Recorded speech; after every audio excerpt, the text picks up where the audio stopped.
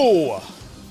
Paul, Catalina, and Garrett Ross here with you look, after yesterday, and we had such jocularity. Yeah. I feel like today needs to be a somber, look through college football. Just a deep, deep dive into the playoff rankings and how they affect us all emotionally and how we've been hurt by them, even though these don't count yet. I don't want stupid stuff. I don't want hilarity. I don't want to read message board geniuses and colloquial accents that I'm either really good or really bad at. It was hit or miss. It was. I'll tell you, there are some, I can kill it. I can absolutely kill it. There are impressions I can do, like Sean Connery, Bill Clinton. I'm pretty good at Obama. I can't do Trump. I can't really do George W. Bush. I'm just listing, mostly presidents. Right. I can do a pretty good McConaughey. I can do some other accents, but, I really need to work on my South Carolina, quite frankly. Although that and the Georgia and my what was the other one I had a hard time with was Pittsburgh. Pennsylvania. Yeah. Pennsylvania. I can maybe do more like a Philly? Like Philly as opposed to Pittsburgh, like hoagies and grinders and let's go to Wawa's and do that. Like that I can do because I used to actually, when I was a little kid, I used to live out there, so I do have an ear for it, even though I was really young, because I still do have friends. You have a friend, they were just here last week, the family, and like they called me on the phone like, hey, we're going to the Cowboys game to see the Eagles. Are there any good restaurants around, or like bar or hotel? Is there something like a Wawa's? A Wawa's? A Wawa's, have you ever been to a Wawa? Yes, in California, I believe. Yeah. It's like Northern Buc-ee's. It's yes. smaller, but the food quality's it's legit. It's like Buc-ee's. It's great.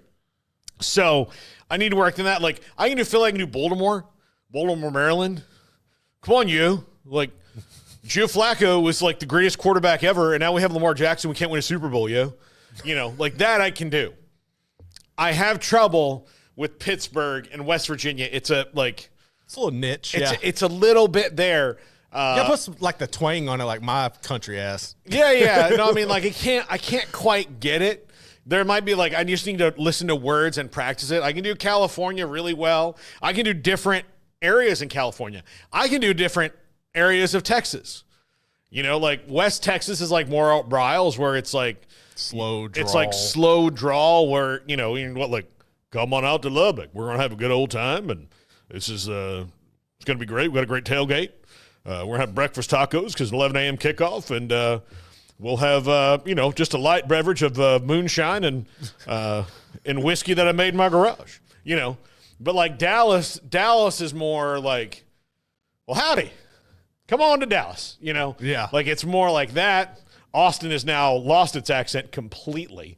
Either it's McConaughey, all right, or it's like, yo, tech nerd stuff. Welcome to Austin, bro. I moved here from San Diego. Yeah, that's pretty much what it is. It's just like San Diego, but there's no beach, it's slightly cheaper. Food's better. Yeah.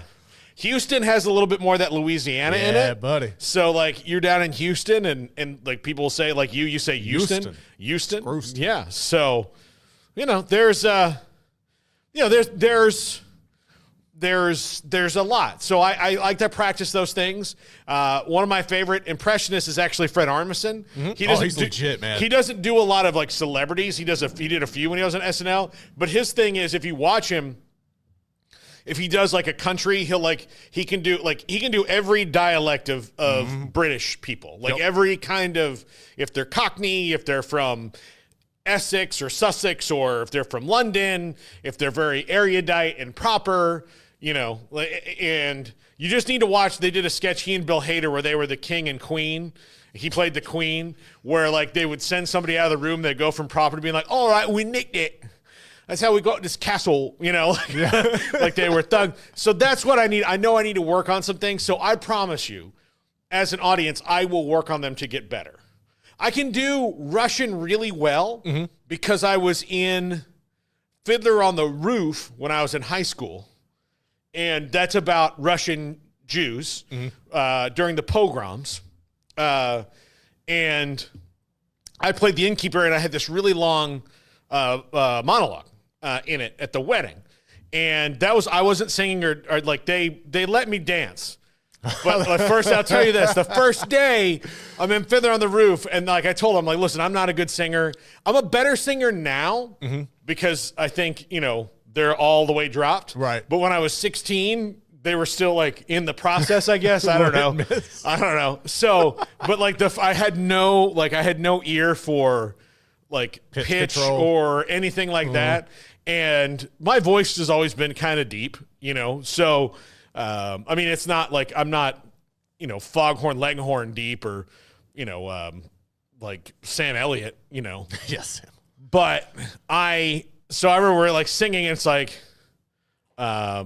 tradition. And like that song, if you've ever seen Fiddler on the Roof. And so we're singing tradition, and the director of the play, who was the academic dean of our school, she's like, something's off. I'm like, it's me. She's like, no, don't sell yourself short. I'm like, listen, it's definitely me. It's definitely me. And like, I'm like telling like all these little theater geeks are, this is my first time out. Like all the theater geeks are like, no, it's Paul. And I'm like, look, you don't need to save my self-esteem on this. Right. I'm telling you, it's me. Like it would hurt. It hurts worse coming from like my coaches where they're like, this is a bad block. Like that kills me, and I know I can lift more weights and run more and maybe get better at it. I know this is not going to get solved. No. This is February 1st. This thing goes live on April 10th. There's no way that I'm going to get this good by then. So I made up for it by teaching all the cast to do Russian accents because I could do one. And here's why I could do one. I was such a news nerd. I still am. It's just harder to watch now because it's just so effed up. But I was such a news nerd that when I was like 8, 9, 10, and we're watching like Gorbachev and like the wall fall down, I'm just listening to him speak. And I was just like, the wall must fall down. We have to, make peace with America. It's good. Or I like that and Yakov Smirnoff, who I don't know if you remember as a comedian. I don't really remember him. So he used to be in Best Westerns, but his bit was like he was a Russian refugee, and he would be like, "America, what a country!"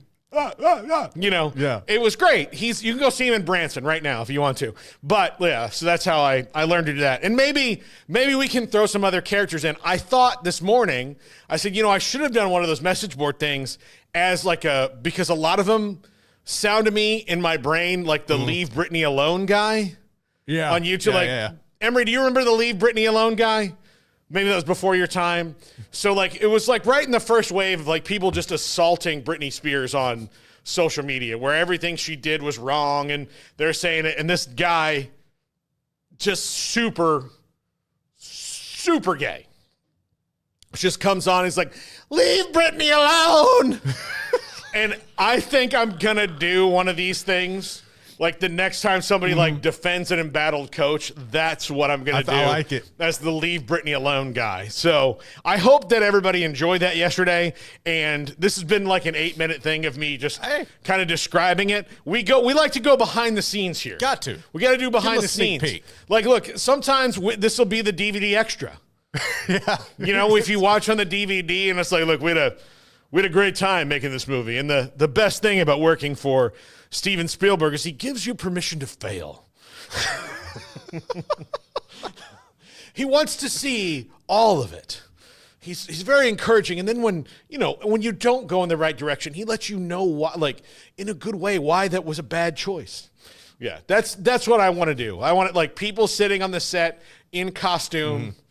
Especially I like to watch those things when it's like a British actor playing like a Southern guy. Oh, God, yeah. And he's like, look, super excited about playing this guy from Georgia. I spent a lot of time in Atlanta. I went to Macon. I had some really amazing Southern cooking. I'd never had grits before. And then you watch the movie and he's like, well, I think, like, especially like a Civil War movie, like, we need to kill them Yankees. And you're like, dang, this guy's good. He's got it. Yeah. Gary Oldman was that for me. I had no idea Gary Oldman was British. I'd seen like 10 movies with him in it, and then I saw him on Letterman, and he's like, oh, Dave, it's so great to be here. I love it. Just really proud of the film. And I was like, whoa. I think mine was probably, and I'm going to butcher his name, Elvis. What's his name? He plays Stringer Bell. Elvis. Idris Elba. Yeah. Like Idris when Elba. when I saw that, I was like, this cat's British? What the hell? Yeah. He crushed Stringer Bell. Yeah. No, I didn't know. Like, I didn't know either. He was the one. He got me too. Like, I remember the first time I saw him doing something else, because like when he was on The Office, he wasn't British either. Yeah, that's another one. Yeah, he wasn't like, he was straight up and down, and then you see him and he's like, especially The Wire. He's like Mr. Baltimore, like killer dude. Yeah. And then he's like, it's tragic, the story of the inner city of Baltimore. It's something I really wanted to get into the nitty gritty about. Like, oh my God, really? Oh, gosh, killing me. So anyway, let's get into the college football playoff rankings from last night. 1 through 12, Oregon, Ohio State, Texas, Penn State, Indiana, Notre Dame, Alabama, Miami, Ole Miss, Georgia, Tennessee, Boise State, SMU, BYU are 13 and 14. I personally think SMU's had a better resume than Miami has. They have. I think you could flip those. Them and BYU. Miami, here's the thing. Miami has Cam Ward.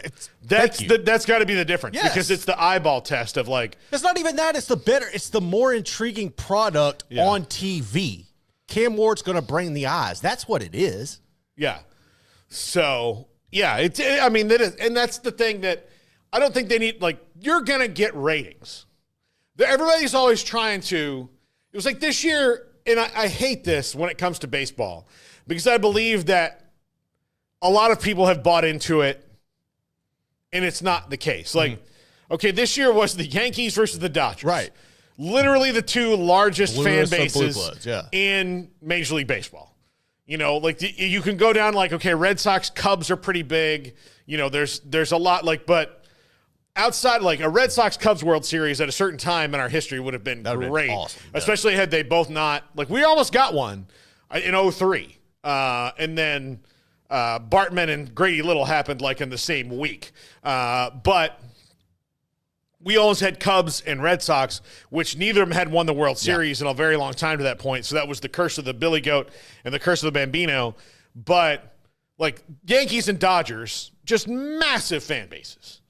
Massive fan bases. And they're in the market 1 and 2 and market 1 and market 2. So people are like, oh, well, the Major League Baseball is going to be thrilled. Yeah. But the ratings aren't. They're better, yes, so they can sell more advertising for the next year. But if it's San Francisco versus, say, Texas, those ratings are still pretty good. Yeah. I mean, they're lower than they used to be because baseball is less popular because it's baseball's fault. But baseball is, yes, popular than it used to be, but the ratings are still good. Fox hasn't decided to not do the World Series. Right. They're not giving it up. They're not giving it up because, like, oh, man, we can't run the risk of a Kansas City-Milwaukee World Series. No. Like, yeah, you're going to, like, yes, if it's Milwaukee and Kansas City or Milwaukee and Cleveland or, Minnesota and Cincinnati, you're probably going to take a hit compared to L.A. and New York. All right. But it's a one-off, too. But it's a one, like, okay, there's another one next year.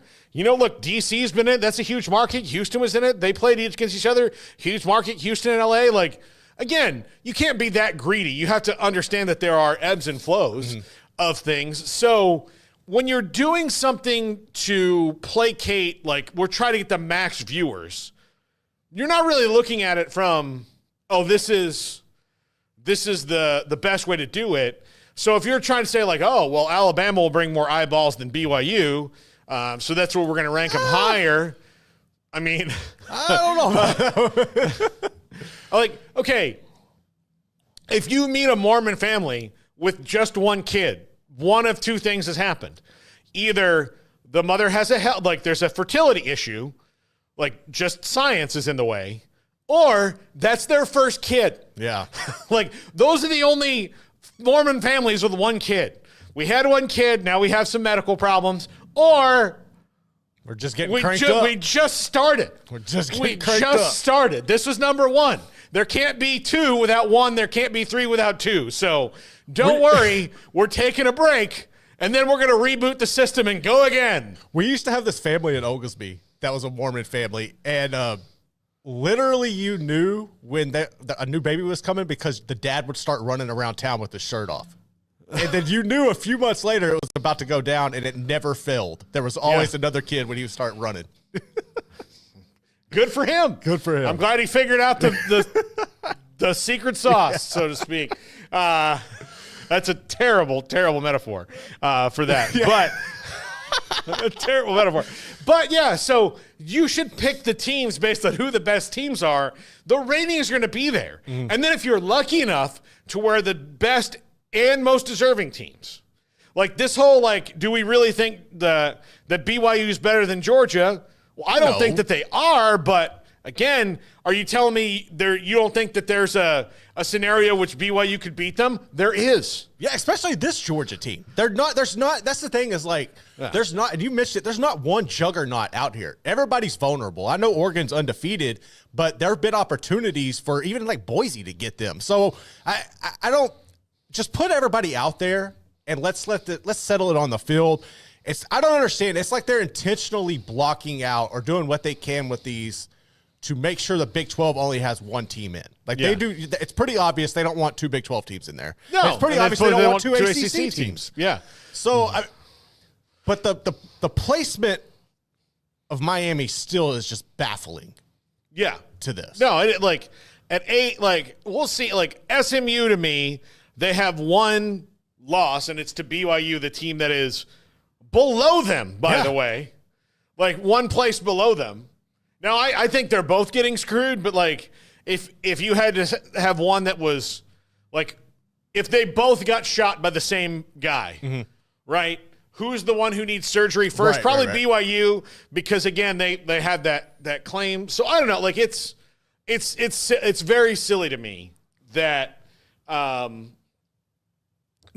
you know, we do this, but right now it doesn't matter, but it's just showing you like where they think of things. And, you know, I know that like a lot of the SEC world is like, how can Indiana be ranked above Alabama and Ole Miss and Georgia? Do we really think Indiana could beat them? I don't know. They might. I don't know. Like I've watched 25-point favorites lose games. Yeah. A lot in recent years. It's just about that day. It has nothing to do with anything else. Like every game is just about that week of preparation and that day of the game. The minute that we can start having that conversation as opposed to hypotheticals, yeah.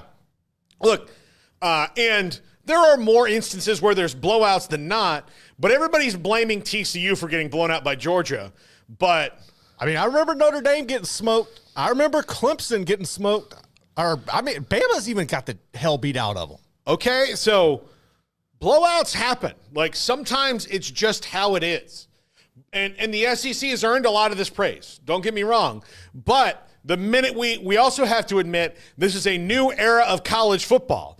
So their little run where the BCS and the CFP 4-team playoff were set up to where they were never going to be ignored, that's over. It's 12 teams, NIL, transfer portal, revenue sharing. This is so different. Yes, the SEC and the Big Ten will have more revenue to share, so they're more likely to get better players. But it's already shown that no matter what, there's still great players all over the place. If that was the case, why would Deion Sanders ever go to Colorado? He wouldn't. He would just wait for an SEC or a Big Ten job and would have taken that, or he would have taken the Purdue job when he could have at the same time, right? Yep. He was, well, I got to go to Purdue because that's in the Big Ten, so that's more money and, you know, all this stuff. No, he went to Colorado because he felt he could win there and he felt he could get his recruiting base, which is mostly here in Texas, to Denver easier than he could other places. Yep. All right, so again, Deion's going to have two, or I'll just say 3 real recruiting strongholds. One is Deion Sanders being a celebrity and him being able to go and get any 5-star he wants to at least talk to him. Yep. Whether they get there or not is... He can get him in the door. He can get him in the door. He can get him in the door. He's going to be able to go to Florida and be like, hey, I might be the greatest football player who ever played in this state. It's up for debate. There's been a lot of great ones, but I'm certainly the most famous, and I'm certainly the only one who's coaching a Power 4 team right now. And then he can go to Texas, where he lived forever.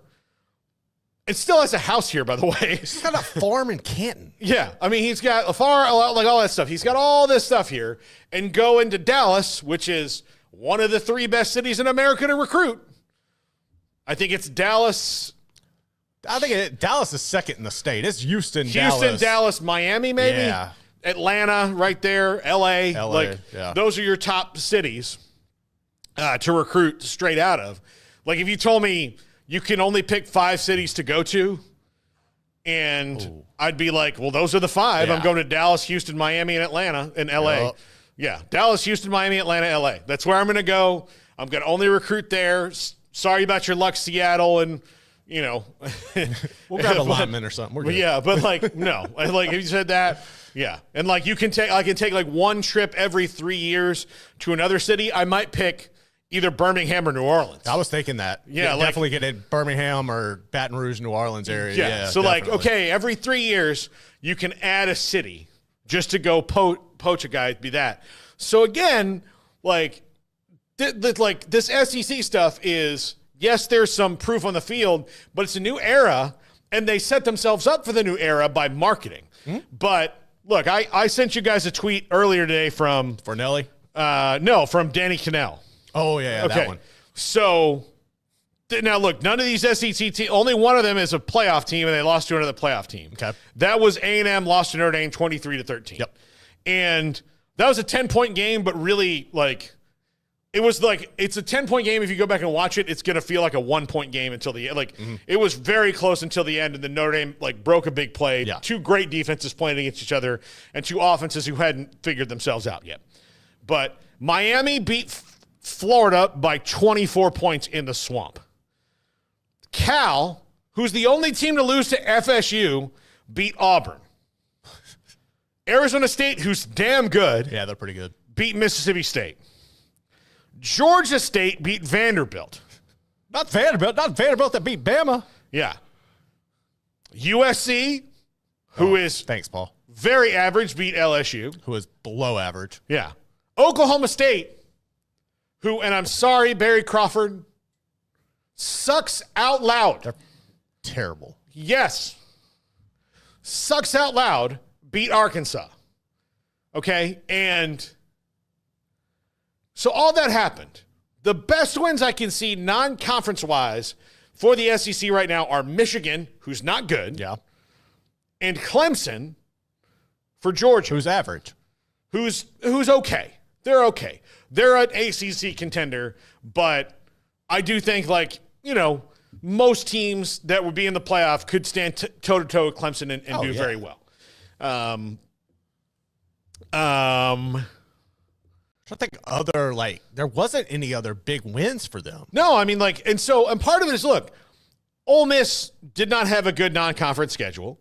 Tennessee didn't have a good non-conference schedule. And that happens. That's fine.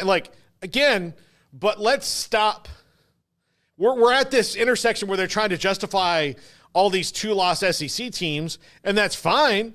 But when you have 16 teams in the league, you're going to run into some inexplicable, how do you weight these losses versus these wins when not everyone's going to play each other? Also think this is setting up. All this is doing is setting up for, I don't think we're going to have a 12-team playoff, but for 1 or 2 years. Yeah, I mean, it's going to go to 16. The SEC and Big Ten are getting 4 teams in, and it's going to be the same. You're going to look at the Big 12, maybe gets 2. ACC maybe gets 2. They're setting it up. Then it becomes an invitational. Yeah. Then it becomes an invitational.